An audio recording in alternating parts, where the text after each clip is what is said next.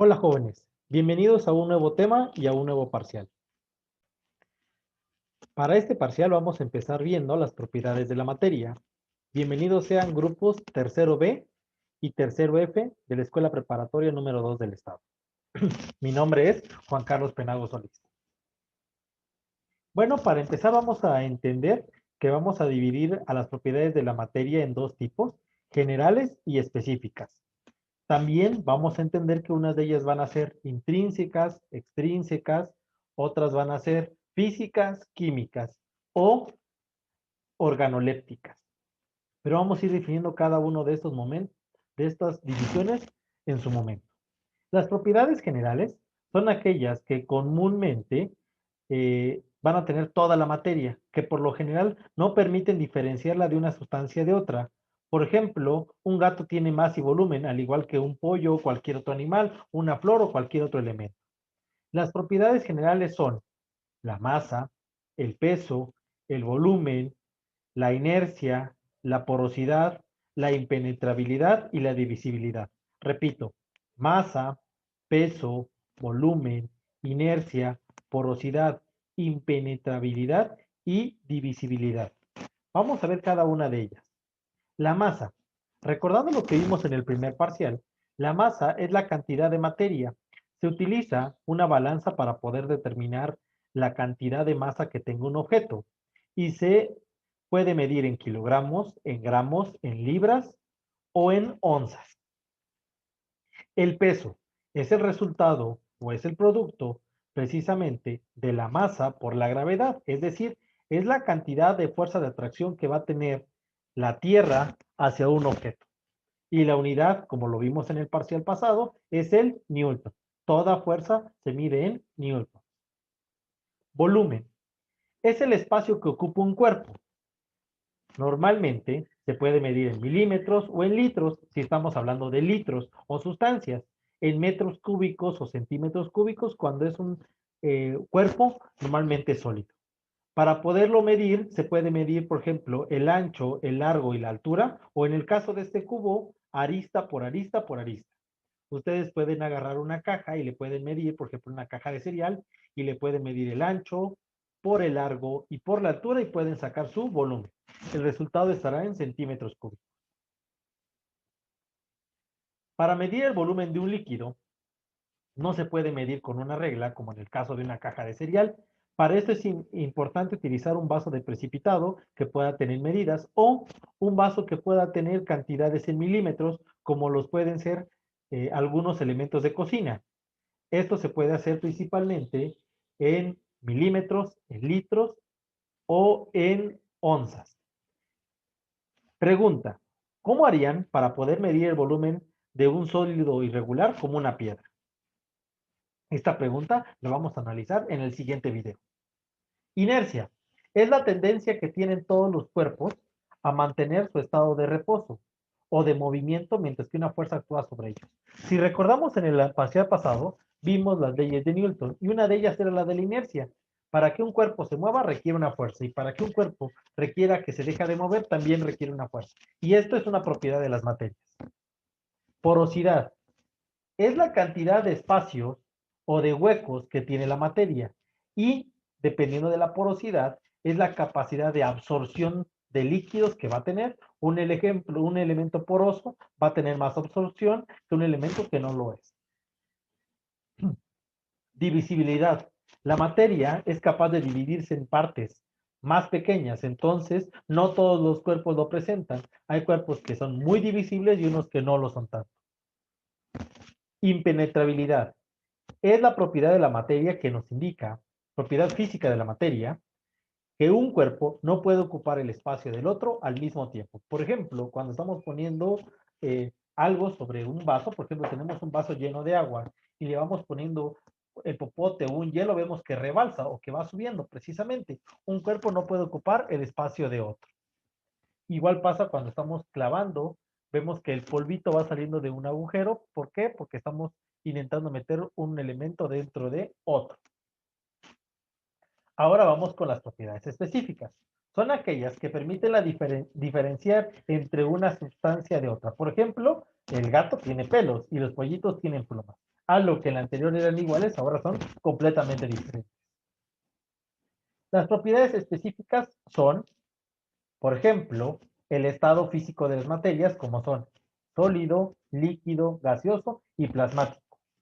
Vamos a recordar los primeros tres. Sólido son las moléculas que están muy juntas y por lo tanto tienen forma y volumen definido, como lo pueden ser piedras, celulares, vasos, computadoras, cualquier elemento, incluso el cuerpo humano es un elemento sólido. Líquido. Las moléculas no se encuentran tan juntas como en el sólido, es decir, se encuentran más separadas.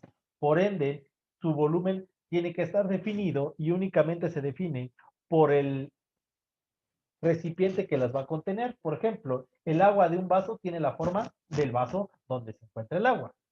Si ponemos, por ejemplo, hablamos de la leche, depende directamente de la cajita de leche donde viene la leche. Entonces, un líquido toma la forma del lugar donde está contenido. Gaseoso. En este, a diferencia de los anteriores, se encuentran mucho más separadas las moléculas, por ende tiene más volumen y no puede tener ni forma ni volumen, salvo que se encuentre de un lugar. Por ejemplo, en un globo, el aire que se encuentra dentro, que está en estado gaseoso, tiene la forma del globo. Vamos a observar las diferentes imágenes y quiero que piensen lo siguiente. ¿Qué pasaría si colocamos cada una de las sustancias en el recipiente plástico de la izquierda? El sólido, con las moléculas bien ordenadas y lo más juntas posibles, como se ve. En el líquido, que se ven más separadas y que van a tomar la forma dentro de la caja. Y por último, el gaseoso, que está en la botella, que están completamente separadas, al igual que se puedan escapar. Quiero que, por favor, la respuesta me la comenten. Ahora vamos con las segundas propiedades específicas, como lo son el punto de ebullición y el punto de fusión. El punto de ebullición es la temperatura a la cual una sustancia hierve, por ejemplo el agua, 100 grados centígrados. Esa es exactamente la temperatura a la cual empezamos a ver un cambio de líquido a gaseoso. Ahora, el punto de fusión es la temperatura a la cual un sólido pasa precisamente a líquido. Es el punto exacto, en este caso 0 grados centígrados, en el que el agua pasa de estar en hielo a estar en agua líquida. Está en agua sólida y pasa a agua líquida. Todos los materiales tienen diferentes puntos de ebullición y diferentes puntos de fusión. La densidad es la relación que existe entre la masa y el volumen. Es decir, es la división, directamente la división, de masa entre volumen. Se puede medir en kilogramos por metro cúbico o en centímetros o en gramos por centímetro cúbico. Podemos observar que la densidad también va a generar ciertas relaciones, como lo vemos ahorita. Si nos damos cuenta, aquí tenemos un vaso con agua y con aceite. Podemos decir que cada uno tiene diferentes densidades, tiene densidades diferentes, la densidad del agua y la densidad del aceite. Al tener densidades diferentes, esto se puede apreciar en el vaso porque quedan completamente separadas, mientras que la densidad del agua es 1 gramo por cada centímetro cúbico, la densidad del aceite únicamente es 0.8 gramos por centímetro cúbico, debido a que es más denso el agua, queda en el fondo, y que es menos denso el aceite, queda en la parte superior. Si yo agregara, por ejemplo, metal, ese quedaría más al fondo porque tiene mucha más densidad que cualquiera de estos dos líquidos. Solubilidad. Las propiedades de algunas sustancias a disolverse. Por ejemplo, cuando ponemos azúcar en agua o ponemos algunos otros elementos para poderse disolver. El elemento más disolvente es el agua, a diferencia de los otros demás líquidos. La elasticidad es la propiedad física de la materia que tiene el cuerpo a poderse estirar y volver a regresar a su estado original. Como se ve en este caso, en esta pequeña liga gruesa, si ustedes la estiran, regresa a su estado normal. Puede darse también en resortes, en ligas, en, en muchos elementos que puedan tener precisamente elasticidad. Fragilidad es la propiedad de las materias a romperse. Normalmente la fragilidad viene de la mano de dos propiedades más, que son la dureza y la tenacidad. Son muy importantes reconocer la anterior con estas dos, La dureza es la propiedad de las la propiedad mecánica de las materias a poderse rayar un material. Muchos cometemos el error y pensamos que cuando hablamos de dureza es porque tiene mucha fuerza. Mentiras. La dureza es la propiedad a poderse rayar. El elemento o el material que es más duro, el más duro es el diamante. Otro elemento muy duro es el vidrio, aunque es frágil, pero es duro. Mientras que la tenacidad es la capacidad o la resistencia de los materiales a poderse romper.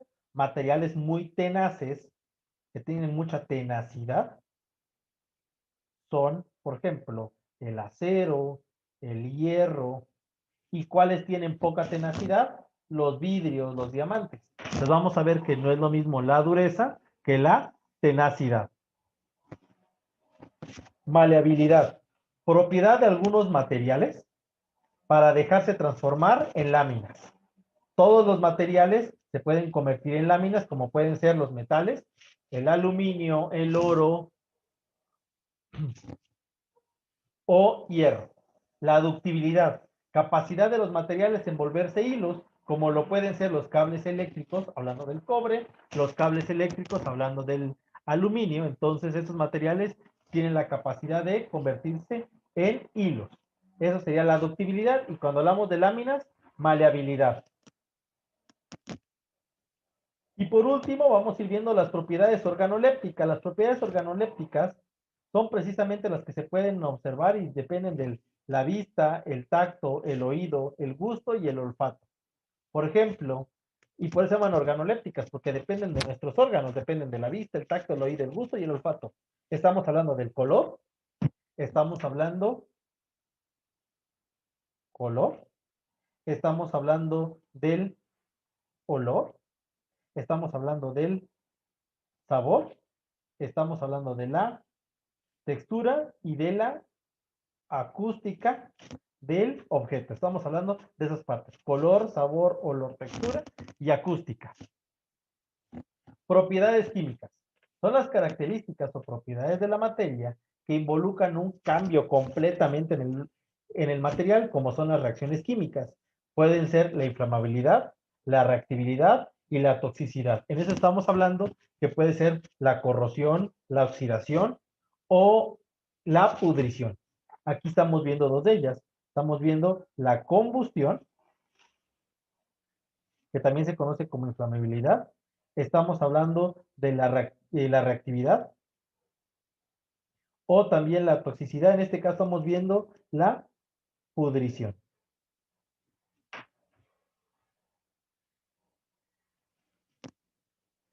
Bueno, quiero que por favor observen como punto final precisamente este pequeño organizador gráfico donde hasta arriba aparece la materia. Vamos a subdividirlo como resumen en propiedades, en los estados, en los cambios y en las sustancias. Voy a empezar de derecha a izquierda. La materia se puede dividir en sustancias puras o mezcladas. Las mezcladas pueden ser heterogéneas o homogéneas, es decir, si están bien unidas o no unidas. Estas se pueden separar por filtración, decantación, evaporación o destilación.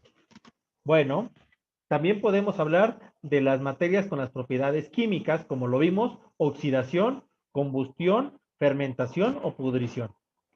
También vimos el día de hoy los diferentes estados de la materia, como son sólido, líquido y gaseoso. Para pasar del sólido al líquido se requiere la fusión, del líquido al sólido se requiere la evaporación. La fusión se da por el punto de fusión y la evaporación por el punto de ebullición. Y por último, y al principio vimos las propiedades de la materia, como lo fueron la masa, el volumen, el peso, la densidad, la dureza, elasticidad, impermeabilidad y la opacidad de los objetos.